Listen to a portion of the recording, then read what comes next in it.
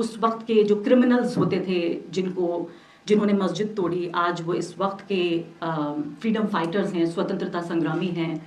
अदालत का एक आदेश था कि भाई ट्रस्ट को कहा गया कि आप मंदिर बनाइए। अदालत के आदेश में ये भी कहा गया कि मस्जिद तोड़ना घोर अपराध था, यानी जुर्म तो हुआ लेकिन मुजरिम ढूंढने से नहीं मिल रहा है। उसी आदेश में ये भी कहा गया कि जब आप मंदिर बनाएंगे तो 5 एकड़ जो आपको रहम खा के ये ज़मीन दी गई, उस ज़मीन पर एक रहम की या एक तरस की एक मस्जिद भी बना दीजिए। उस मस्जिद की कोई ईंट नहीं रखी गई, उसका कोई नक्शा नहीं है, अभी ये भी पता नहीं है, मुझे कोई दिलचस्पी नहीं है उस मस्जिद में, लेकिन चूंकि बार बार ये कहा जाता है कि ये बहुत वैध तरीके से काम हो रहा है, कानूनी तरीके से काम हो रहा है, तो इसलिए भी यहाँ ये बताना बहुत ज़रूरी है कि ना तो ये वैध है ना ये कानूनी है। अगर ऐसा होता तो जो कोर्ट के सबसे अहम पहलू थे वो ये था कि अग्रीजियस क्राइम यहाँ पे हुआ है, यानी घोर अपराध हुआ।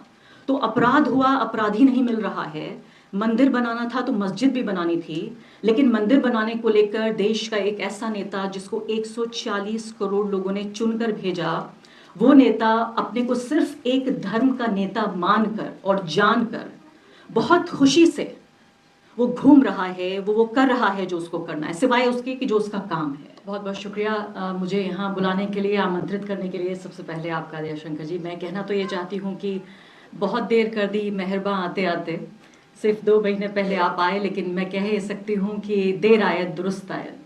आप कम से कम आए, और इस दुनिया में, वो दुनिया जहाँ अधिकार हैं, जहाँ आज़ादी है, जहाँ आप वो हो सकते हैं जो एक मानव को जिसके लिए पैदा किया।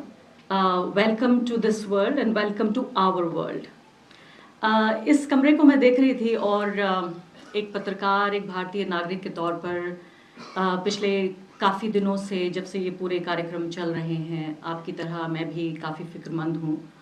और सड़क पे मैं देख रही हूँ जो नज़ारा दिख रहा है, चाहे वो गाड़ियों के ऊपर झंडे लगे हों, घरों के ऊपर झंडे लगे हों। जिस सोसाइटी में मैं रहती हूँ वो एक मिक्स्ड पॉपुलेशन है।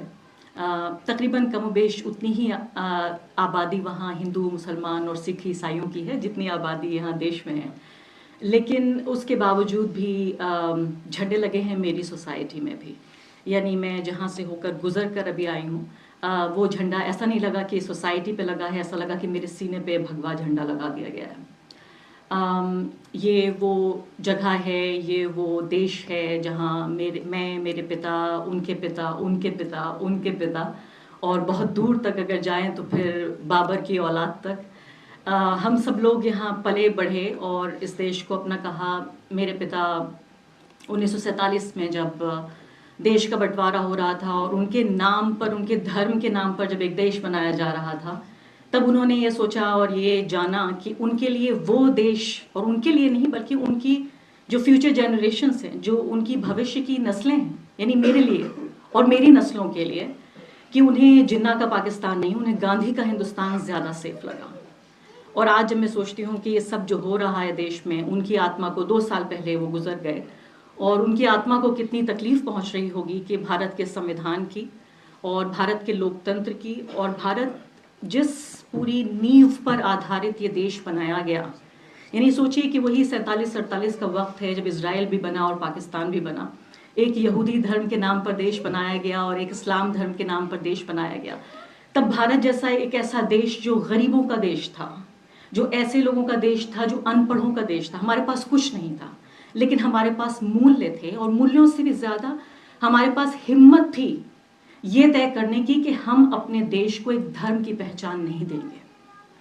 आज जबकि भारत के पास सब कुछ है, भारत, मैंने सुना है कि जब नरेंद्र मोदी जब तीसरी बार प्रधानमंत्री बन के आ जाएंगे तो हम तीसरी दुनिया की सबसे बड़ी आर्थिक ताकत भी बन जाएंगे, लेकिन भारत अपनी पूरी हिम्मत गंवा बैठा है। इतने छोटे मन और इतने छोटे मस्तिष्क, और उसका सीना जो है, मतलब कहा जाता है कि 56 इंच का सीना है, लेकिन दिल बहुत छोटा है हमारे प्रधानमंत्री का। और ऐसे ही वो हमें, हमारा जो देश है उसे बना देना चाहते हैं कि आज जो हमारी हिम्मत है और हौसला है वो पूरे तरीके से टूट रहा है, कि आज हम ये कहते हैं कि हमारा गौरव तब हमें प्राप्त होगा जब इस पूरे देश को एक हम धर्म की पहचान दे देंगे।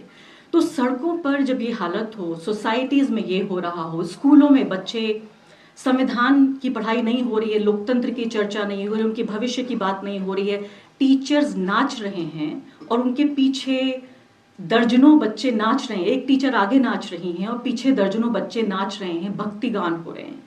एक ऐसा वक्त जहां संसद जो है वो हमारा धर्म की धुरी पर घूम रहा हो, यानी संसद में धर्म का पूरे तरीके से प्रवेश हो चुका हो, मंदिरों में राजनीति हो रही हो और टीवी चैनलों पे रामलीला चल रही हो, और जो हमारे कॉमेडियंस हैं और सैटारिस्ट हैं वो पॉलिटिकल कमेंट्री कर रहे हो और नेटफ्लिक्स पे पॉलिटिकल एपिसोड्स चलाए जा रहे हो, तो समझ में नहीं आता कि आखिर क्या हो रहा है। और ऐसे वक्त में इस किताब का हम विमोचन कर रहे हैं और इस कमरे में जितने लोग बैठे हैं, ऐसा लगता है कि इस सब के बावजूद एक तरह का ये रेजिस्टेंस है इस कमरे में जो हो रहा है, और ये यकीन जानिए एक छोटी सी क्रांति भी है। तो बहुत बहुत शुक्रिया सबसे पहले आपको ये किताब लिखने के लिए, हम सबको यहाँ बुलाने के लिए और एक ऐसे वक्त में बुलाने के लिए जिससे कुछ ही घंटों दूर हैं हम, ऐसे वक्त में जब भारत को एक नई आज़ादी मिलने वाली है और भारत में जो उस वक्त के जो क्रिमिनल्स होते थे जिन्होंने मस्जिद तोड़ी, आज वो इस वक्त के फ्रीडम फाइटर्स हैं, स्वतंत्रता संग्रामी हैं। अदालत का एक आदेश था कि भाई ट्रस्ट को कहा गया कि आप मंदिर बनाइए। अदालत के आदेश में ये भी कहा गया कि मस्जिद तोड़ना घोर अपराध था, यानी जुर्म तो हुआ लेकिन मुजरिम ढूंढने से नहीं मिल रहा है। उसी आदेश में ये भी कहा गया कि जब आप मंदिर बनाएंगे तो 5 एकड़ जो आपको रहम खा के ये ज़मीन दी गई, उस ज़मीन पर एक रहम की या एक तरस की एक मस्जिद भी बना दीजिए। उस मस्जिद की कोई ईंट नहीं रखी गई, उसका कोई नक्शा नहीं है, अभी ये भी पता नहीं है, मुझे कोई दिलचस्पी नहीं है उस मस्जिद में, लेकिन चूंकि बार बार ये कहा जाता है कि ये बहुत वैध तरीके से काम हो रहा है, कानूनी तरीके से काम हो रहा है, तो इसलिए भी यहाँ ये बताना बहुत ज़रूरी है कि ना तो ये वैध है ना ये कानूनी है। अगर ऐसा होता तो जो कोर्ट के सबसे अहम पहलू थे वो ये था कि अग्रीजियस क्राइम यहाँ पे हुआ है, यानी घोर अपराध हुआ। तो अपराध हुआ, अपराधी नहीं मिल रहा है। मंदिर बनाना था तो मस्जिद भी बनानी थी, लेकिन मंदिर बनाने को लेकर देश का एक ऐसा नेता जिसको 140 करोड़ लोगों ने चुनकर भेजा, वो नेता अपने को सिर्फ एक धर्म का नेता मानकर और जानकर बहुत खुशी से वो घूम रहा है, वो कर रहा है जो उसको करना है, सिवाय उसके कि जो उसका काम है। टीवी चैनल्स, न्यूज़ चैनल्स, मैंने सुना था 92 में, मेरी उम्र करीब 11-12 साल की थी और मैं पत्रकारों से सुना करती थी कि उस वक्त पत्रकार कार सेवकों में तब्दील हो गए थे और हिंदी मीडिया हिंदू मीडिया बन गई थी। मुझे बिल्कुल अफसोस नहीं है कि उस वक्त मेरी उम्र कम थी और मुझे पता नहीं था, मैंने टीवी नहीं देखा। आज के दौर में मैं देख रही हूँ वो कार सेवक तो नहीं, लेकिन भक्ति काल जो चल रहा है हमारी पत्रकारिता का, वो एंकर्स जो कहती हैं कि मैं महिला एंकरों की बात कर रही हूँ यहाँ पे, जो कहती हैं कि हम विकसित भारत, प्रगतिशील भारत और आधुनिक भारत की तस्वीर है। इस कदर कि वो भारतीय परिधान नहीं, कोट पैंट पहन के आस्तीन चढ़ाते हुए न्यूज रूम में आती हैं और पुरुषों जैसी भाषा बोलती हैं, क्योंकि उनको ये लगता है कि महिला होने से वो कमजोर हो जाएंगी, पुरुषों जैसी भाषा बोलती हैं। आज वो बड़े बड़े तिलक लगाकर श्लोक पढ़ रही हैं और ये समझिए कि ऐसे वक्त में, यानी ये मंदिर का पूरा जो काम चल रहा है ये ऐसे वक्त में भी चल रहा है जबकि इत्तेफाक से आप देखिए कि नरेंद्र मोदी 10 साल पूरे कर रहे हैं। और 10 साल मुझे लगता है कि एक किसी देश के लिए, एक समाज के लिए, लोकतंत्र के लिए, एक व्यक्ति के लिए भी एक बड़ा, एक तरह से मील का पत्थर होता है। किसी भी देश की मीडिया होती और खासकर एक ऐसा मीडिया, आप सोचिए कि जो मानवता का विकास है, जो ह्यूमन डेवलपमेंट है, उसमें हमेशा बताया गया कि एक बड़े बाधाएं आती थी। एक तो ये था कि ट्रांसपोर्टेशन का अच्छा सिस्टम नहीं था और दूसरा था सूचना का प्रसार।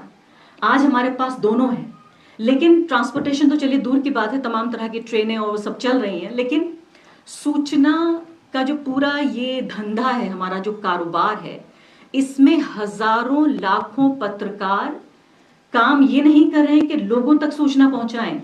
उनका मैंडेट ये है कि किसी तरह से लोगों तक सूचना ना पहुंच जाए। सबसे ज्यादा शर्म और अफसोस की बात है कि उन्होंने पूरा जो मानवता का विकास था, ये सिर्फ भारत की बात नहीं है, और भारत में दुनिया के सबसे ज्यादा जो वाइब्रेंट मीडिया स्पेसेस हैं उनमें से मैं भारत को आंकती हूँ। और भारत का जो लोकतांत्रिक विकास हुआ, हमारे समाज का जो विकास हुआ, उसमें सबसे बड़ी चीज जो गौरवशाली हमारा पूरा इतिहास है, उसमें ये भी है कि यहाँ मीडिया का बहुत अच्छा स्पेस है। आज उस पूरे मीडिया को, जिसे मैं पूरा तानाशाही हम सिस्टम कह रहे हैं, ताना और शाह मिलकर किस तरीके से ये पूरा तंत्र तैयार कर रहे हैं कि पूरे तरीके से जो हमारे पत्रकार हैं वो ऐसे भक्तों में तब्दील हो गए। एक छोटा वीडियो मैंने देखा जिसमें किसी ने कहा कि कंबल पत्रकारिता है। तो क्या हुआ कि ठंड इतनी है वहां अयोध्या में कि कंबल ओढ़कर पत्रकार पीटीसी कर रहे हैं। तो ये कंबल पत्रकारों ने नहीं ओढ़ रखा है, ये कंबल जनता को ओढ़ाया जा रहा है ताकि वो बेरोजगारी की बात ना करें, महंगाई की बात ना करें, ताकि वो अपनी तकलीफों को भूल जाएं। मेरे एक दोस्त हैं, बड़ी धार्मिक हैं, वो मेरी बहुत करीबी दोस्त हैं, दामिनी यादव। उन्होंने मुझे बताया कि वो किसी ऑटो रिक्शा में जा रही थी और ऑटो रिक्शा वाले से जिक्र हुआ कि भाई क्या बात है कि बड़ा परेशान हूँ, बच्चे की फीस नहीं दे पा रहा हूँ। तो उन्होंने कहा कि वो अक्सर उनकी मदद किया करती हैं। तो उन्होंने कहा कि ठीक है, ये बात सही है। फिर उन्होंने बताया कि लेकिन ठीक है, लेकिन ये तो देखिए इस तरफ तो मोदी जी मंदिर बना रहे हैं, ये तो बड़ी खुशी की बात है। तो उन्होंने कहा कि ऑटो ड्राइवर ने कहा कि हाँ, मंदिर बन रहा है, ये खुशी की बात है, मैं कुछ नहीं कर पाऊंगा तो मंदिर की सीढ़ी पर भीख मांग लूंगा। तो जहां अगर ये सेंटिमेंट हो तो आप ये बताइए कि बहस शुरू कहां से की जाए और ये बहस खत्म कहां पर हो। आज हमें ये बताया जा रहा है कि भारत इतना बड़ा विश्व गुरु बन गया है, जहां पर रूस और यूक्रेन के बीच युद्ध मोदी जी ने 3 घंटे के लिए रुकवा दिया ताकि जो स्टूडेंट्स हैं उनको सेफ पैसेज मिल सके। तो वो युद्ध रुकवा सकते हैं रूस और यूक्रेन का, लेकिन मणिपुर में 200 से ज्यादा लोग मर गए, हमारी माताओं बहनों को निर्वस्त्र नंगा घुमाया गया, कश्मीर के जो बदतरीन हालात हैं, हमारे किसान 700 मारे गए, जो पहलवान हैं, जो बाकायदा महिला सशक्तिकरण की पहचान है, उनके साथ, उनकी आबरू के साथ किस तरह का खिलवाड़ हो रहा है, वो सब मोदी जी नहीं रोक पा रहे हैं। लेकिन वो रूस और यूक्रेन के बीच वो युद्ध रोक पा रहे हैं। मैं तो कहती हूं कि सरकारों का काम होता है प्रोपेगेंडा करना। वो प्रोपेगेंडा पिछली सरकारें करती रही, ये सरकार थोड़ा अच्छा करती है, इसका प्रोपेगेंडा में एक्सपर्टीज है। यहां मुश्किल ये है कि यहां एक ऐसी आबादी तैयार हो गई है जो इस प्रोपेगेंडा पे यकीन करना चाहती है। आज इस किताब को जब आप पढ़ेंगे तो ये किताब राहुल गांधी की तस्वीर के साथ आपको मिलेगी, लेकिन इस किताब की जो कहानी है, जो इस किताब का मर्म है, मेरी नजर में 2 चीजें हैं। पहली बात यह है कि भारत की मीडिया ने भारत के लोकतंत्र की हत्या कैसे की, ये सबसे बड़ी बात है। और इस हत्या के लिए न्यूज रूम का भगवाकरण कैसे हुआ, और ये दोनों एक दूसरे के पूरक हैं, एक के बिना दूसरा संभव नहीं था। इस न्यूज रूम के भगवाकरण की गवाह आपकी ये छोटी सी पत्रकार भी रही है। ये बहुत पहले शुरुआत हो चुकी थी। इसकी शुरुआत नरेंद्र मोदी ने आके, जो हमारी सांप्रदायिकता थी, जो समाज और राजनीति में जो इस वक्त फल फूल रही है, और जो खेती कांग्रेस पार्टी के समय जो बीज बोया गया था, उसका जो फसल है वो अब काटी जा रही है। उस वक्त सिर्फ ये था कि ढक के, छिप के, थोड़ा शर्म के साथ, कंबल ना उड़ाकर तो स्कार्फ ओढ़कर सांप्रदायिकता हुआ करती थी। मेरे जैसे पत्रकारों ने महसूस की है, आज वही स्कार्फ कंबल बन चुका है। तो वही फर्क है कि उन्होंने आके इसी सांप्रदायिकता को फैशनेबल बना दिया है। ये जो पूरी 20 साल की कहानी जो उन्होंने अपनी जिंदगी और अपनी पत्रकारिता के जरिए लिखी है, ये बहुत अहम किताब है इस पूरे प्रोसेस को समझने के लिए। अभी आपने एक बहुत अहम बात कही, आपने कहा कि राहुल गांधी जी बोलते हैं, तो मेरे जो जर्नलिस्ट फ्रेंड्स हैं वो कहते हैं कि ये बड़ी एनजीओ की भाषा है, लोकतंत्र की रक्षा करेंगे, लोगों को अधिकार देंगे, उनकी आजादी बरकरार रखेंगे, मोहब्बत की दुकान और विभाजनकारी राजनीति होनी चाहिए, आप कह रहे न्याय यात्रा करेंगे, ये सब क्या है? ऐसे क्या जो आपकी सोच की well-meaning लोग समझते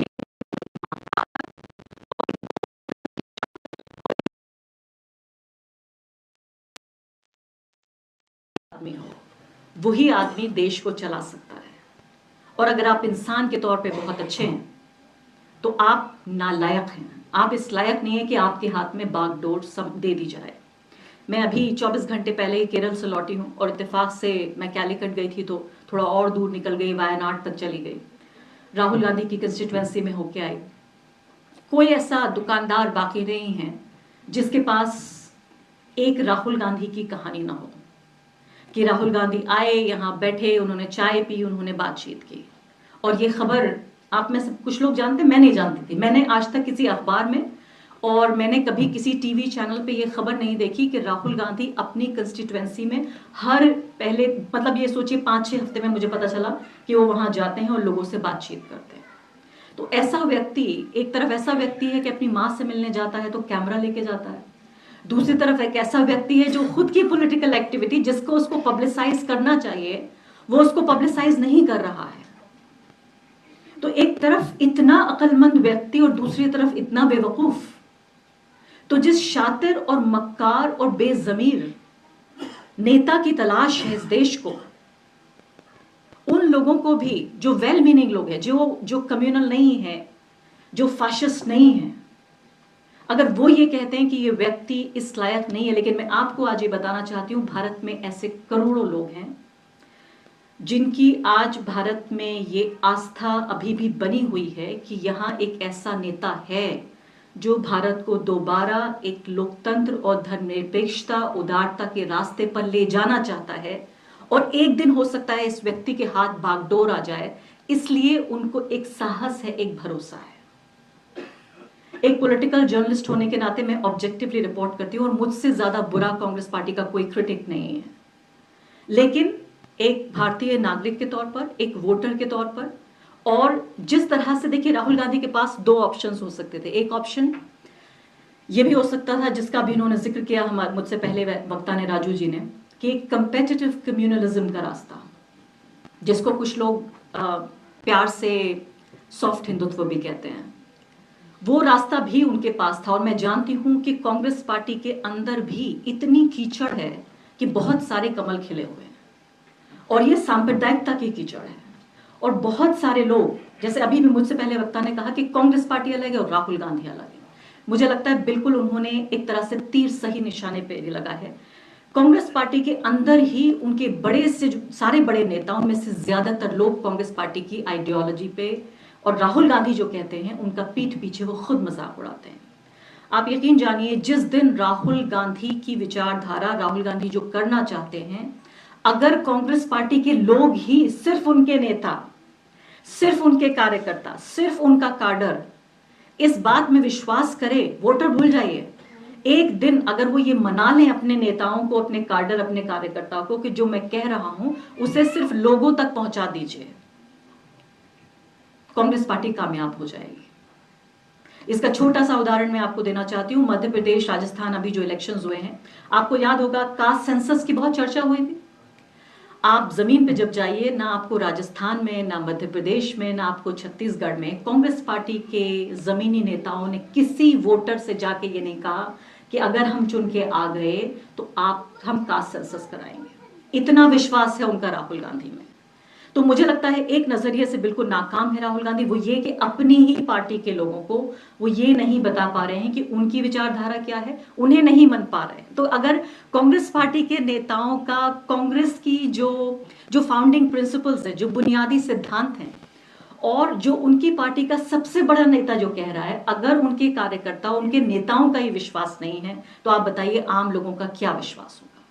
दूसरी बड़ी समस्या मुझे लगती है, और जो सड़कों पे जो नजर आ रहा है, कि देखिए एक जो नेता है, आज के दौर में नेता की जरूरत नहीं है, एक मदारी की जरूरत है, एक जादूगर की, जो आपको मसरूफ रखे।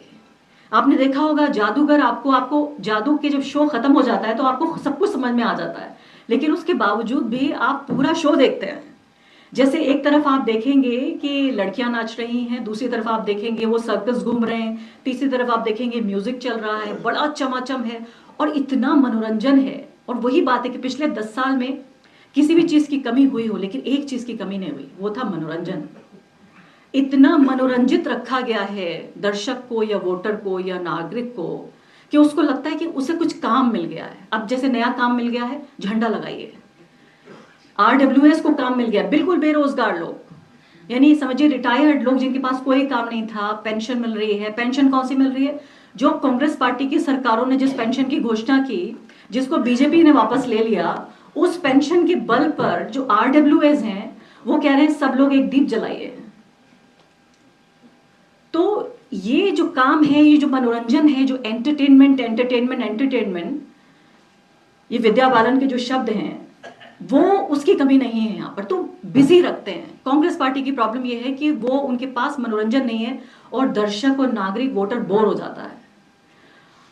एक तरफ नरेंद्र मोदी, उनकी पार्टी बीजेपी कह रहे हैं कि भाई हम देखिए 75 साल में जो हुआ वो हुआ, अब ये देश बदल रहा है, इस देश को हम हिंदू राष्ट्र बनाना चाहते हैं, संविधान हम बदलना चाहते हैं, यहाँ जो हिंदू धर्म के मानने वाले लोग हैं उनको एक अपर हैंड मिलेगा, बाकी सब लोग नीचे रहेंगे।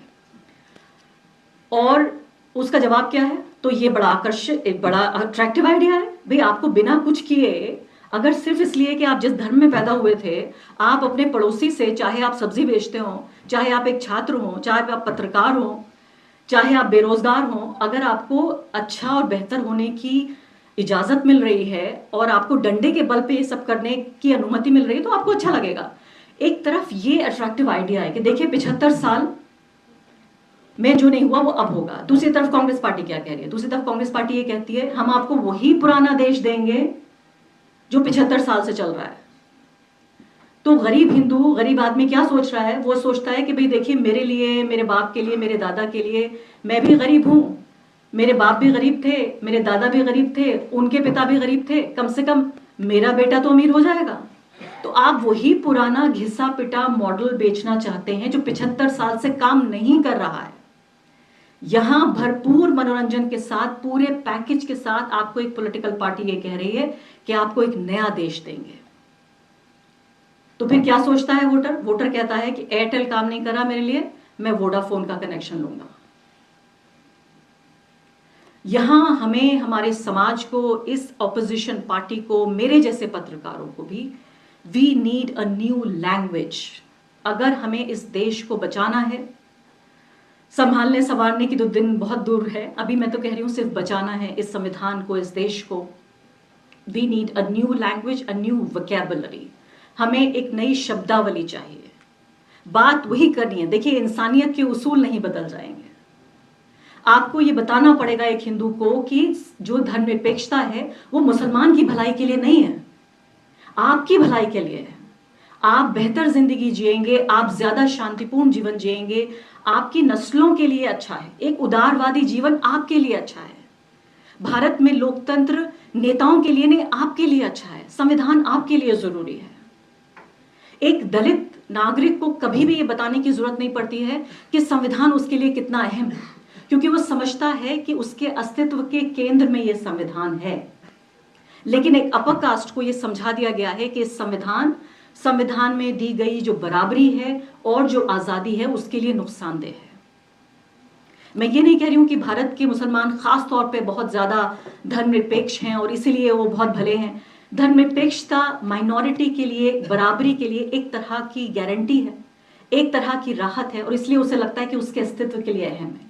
इसलिए मैंने कहा कि जब संविधान की बात होती है तो जो कमजोर तबका है, चाहे वो मुसलमान हो, चाहे वो दलित हो, चाहे वो किसान हो, चाहे वो मजदूर हो, चाहे वो महिलाओं हो, ये तमाम चीजें जो हमारे अधिकार और आजादी है, हम इतनी छोटी बात भी नहीं बता पाए हैं हमारे नागरिकों को कि ये राज्य के खिलाफ अधिकार, हमारे राज्य के खिलाफ हमें मिल रहे हैं। यानी राज्य तो ये चाहेगा ही कि हमारे अधिकारों और हमारे जो हमारी छाती है, हमारा सीना है, उस पर बुट लेके चले। लेकिन संविधान ये गारंटी देता है कि हमें अधिकार मिले। मुझे लगता है कि नए सिरे से यहाँ इस कमरे में बैठे हुए लोग, हम सबकी एक एक की, और सबसे बड़ी जिम्मेदारी मैं अपने ऊपर लेती हूँ, हमारी सबकी जिम्मेदारी है कि एक नई शब्दावली हम ईजाद करें। हम ऐसी बात करें जो मन को भाए। मैं यहाँ ये नहीं कह रही हूँ कि हम एंटरटेनर्स बन जाएं और उन टीचर्स की तरह स्कूलों में नाचने लगें और तमाम चीजें करने लगें, लेकिन मुझे लगता है कि भारत के और भारतीयों के मन को टटोलने की जरूरत है और लोकतंत्र में उस पूरे प्रोसेसेस को समझने की जरूरत है। मसरूफ रखिए एक ऐसी चीज में। कभी भी आप देखिए यूके, यूएस में इतना सेंसिटिव मामला है, आप जरा सा भी राइट्स की बात कीजिए, अधिकारों की बात कीजिए, आजादी की बात कीजिए, आप फेमिनिज्म की बात कीजिए, वहां हेल्थ पर, फेमिनिज्म पर, राइट्स पर, आजादी पर बाकायदा वोट डाले जाते हैं, क्योंकि वो लोग कामयाब तरीके से अपनी जनता को ये बता पाए हैं कि ये उनके लिए अहम है। अब आखिरी एक दो बातें और उसके बाद मैं अपनी बात खत्म करूंगी कि इस पूरे जो स्ट्रक्चर को समझने की बात थी, और राहुल गांधी जो कि इस किताब के केंद्र में भी हैं, यहाँ पर एक ब्रीफली आपने राजू जी इस बात का जिक्र किया, मैं थोड़ा सा इसको बड़ा करके बताना चाहती हूँ कि जो बिजी रखा गया है नागरिक को, वो सिर्फ इसलिए नहीं क्योंकि वो कुछ बनाना चाहता है, इसलिए भी क्योंकि हिंदू राष्ट्र की स्थापना के लिए उस राष्ट्र के दुश्मन बहुत जरूरी हैं। उन दुश्मनों में कौन कौन है? उन दुश्मनों में भारत के मुसलमान हैं, भारत के ईसाई हैं, भारत के कम्युनिस्ट हैं, उसमें जेएनयू है, एएमयू है, तमाम इंग्लिश बोलने वाला एलिट है, और उसमें इंडियन नेशनल कांग्रेस भी है। ये तमाम लोग मिलकर एक ऐसा दैत्य बनाते हैं, एक ऐसा दुश्मन जिसके 10 सर हैं और उसको हर साल दशहरे पर भस्म किया जाना जरूरी है। तो रावण के तौर पर तब्दील कर दिया गया है इन लोगों को कि जब तक ये लोग हैं, और आप सोचिए इतनी मक्कारी के साथ ये काम किया गया है कि 10 साल हो गए नरेंद्र मोदी को, यहां वो लोग जो कि भक्त बन के सड़कों पर घूम रहे हैं, कंबल उड़ाकर पत्रकारिता कर रहे हैं, भगवा पहन के पत्रकारिता कर रहे हैं, वो लोग नरेंद्र मोदी से 10 साल का हिसाब नहीं मांगते, लेकिन भारत के मुसलमानों से कहते हैं कि 500 साल पहले बाबर ने क्या किया था इसका हिसाब दो। यानी बाबर के गुनाहों का हिसाब मुसलमानों को देना है, लेकिन चुने हुए नेता को, चुनी हुई सरकार को, संविधान के प्रति, लोगों के प्रति, मीडिया को जवाबदेही नहीं देनी है। तो इसलिए इस मक्कारी के साथ इन दुश्मनों को तैयार किया गया है कि यहां भी इस कमरे में जितने लोग बैठे हैं, हम में से हम सबके चेहरों पर रावण का पूरा मुकुट लगा हुआ है, सबके मास्क लगे हुए, हम सब रावण हैं। तो इसलिए हमारी इंडिविजुअल कैपेसिटी में ये सब करना बहुत जरूरी है। इस तरह की किताबें बहुत जरूरी है। मैं तो सोचती हूँ कि इस तरह की किताबों का एक पब्लिक इवेंट्स होने चाहिए, छोटे छोटे रीडिंग सेशंस होने चाहिए, जहां दयाशंकर जी आए और हम लोगों के साथ बैठें, गांव देहात में जाएं, कहीं एक गांव में एक चैप्टर पढ़ा जा रहा है, दूसरे गांव में दूसरा चैप्टर पढ़ा जा रहा है, कभी एकदम से ये यूट्यूब लाइव हो जाए, कभी अपने इंस्टाग्राम पे आ जाए। मतलब किताबें ऐसी ना रहें कि सिर्फ पढ़े लिखे लोगों के लिए एक प्रिविलेज का सिर्फ एक सबब बन जाए। वो लोग भी किताबें पढ़ने का या सुनने का, आज तो देखिए टेक्नोलॉजी जिसका फायदा और जिसका इस्तेमाल ये टेक्नोलॉजी ये पार्टी बेहतरीन तरीके से करती है। एक और काम इस पॉलिटिकल पार्टी ने बहुत अच्छा किया है, टेक्नोलॉजी का इस्तेमाल। मुझे लगता है कि हम इसमें भी हमें देर हो रही है। वो लोग हमें, जब मैं कहती हूँ तो वो तमाम लोग जो भारत के संविधान और लोकतंत्र में यकीन रखते हैं, हम का मतलब यहाँ बीजेपी कांग्रेस से नहीं, हर चीज रिलेटिव है। यहाँ कांग्रेस पार्टी का बार बार जिक्र हो रहा है, राहुल गांधी का, क्योंकि अगेन जैसे एक रिलेटिविटी है कि एक पार्टी के बरक्स दूसरी पार्टी, एक नेता के बरक्स दूसरा नेता। तो आखिरी बात और आखिरी एक शेर जो कहता है कि कितना भी अंधेरा हो, और इस वक्त बहुत सारे लोगों के लिए दौर भी मुश्किल है, मेरे लिए भी बहुत मुश्किल है। 1992 में मैं एक छोटी सी 11-12 साल की लड़की थी, मेरे टाउन में दंगा हो गया था। मैं अपने एक छोटे से भाई को लेके अपनी जान बचाने के लिए भागी थी, और वही दौर मुझे बार बार लगातार पिछले 10 दिनों से याद आ रहा है, जब ये तमाम सड़कों पर हंगामा हो रहा है। लेकिन ये वक्त इसका नहीं है कि मैं ये कहानियाँ आपके साथ शेयर करूं, क्योंकि ये सिर्फ मेरी कहानी नहीं है। मैं इसकी नुमाइंदगी कर सकती हूँ, मेरे जैसे लाखों लोग हैं जिन्होंने वो वक्त जिया, और वो बदकिस्मत हैं, उनके ऊपर ये श्राप है, श्रापित है मेरे जैसे लोग, कि आज हम ये दिन देखने के लिए भी जिंदा हैं। 6 दिसंबर 1992 का दिन भी मेरे जैसे लोगों ने सहा था, जिया था। सर्वाइवर्स हैं हम उस ट्रेजेडी के, और आज 22 जनवरी 2024 देखने के लिए भी हम जिंदा हैं। तो इस श्राप को अपने ऊपर लेके चलेंगे और हिम्मत हौसला लेके चलेंगे। मैं समझती हूँ कि वो देश है जहाँ हमारे देश के जो हमारे राष्ट्रपिता हैं, उन्होंने धर्मनिरपेक्षता के लिए अपनी जान दे दी थी। उस व्यक्ति ने अपनी जान कुर्बान कर दी थी, तब भी आसान नहीं रहा होगा, आज भी आसान नहीं है, 50 साल बाद भी आसान नहीं होगा। हल्का किए बैठे रहो इस शमा को यारों, हल्का मतलब घेरा बना के बैठे रहे, हल्का किए बैठे रहो इस शमा को यारों, कुछ रोशनी बाकी तो है, हर चंद के कम है। बहुत बहुत शुक्रिया।